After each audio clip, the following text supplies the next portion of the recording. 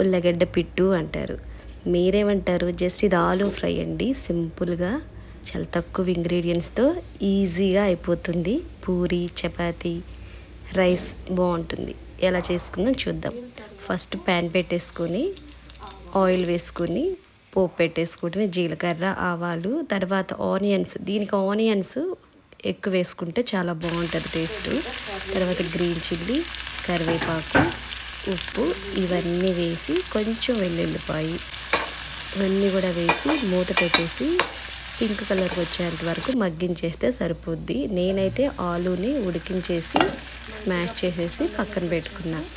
ఇప్పుడు కొంచెం పసుపు వేసి ఒకసారి తిప్పి స్మాష్ చేసుకున్న ఆలూని ఇందులో వేసేసి బాగా తిప్పి 5 నిమిషాలు అలా మూత పెట్టి మగ్గనిస్తే ఉల్లగడ్డ పిట్టు రెడీ. మీరందరేమో ఆలూ ఫ్రై ఇంకేమంటారో కామెంట్ చేయండి నాకు. ఇది బాగుంటుంది, రైస్లోకి బాగుంటుంది, పూరీలోకి బాగుంటుంది, చపాతీలోకి బాగుంటుంది. ఒకసారి ట్రై చేసి మీకు నచ్చితే కామెంట్ చేయండి. ఓకేనా?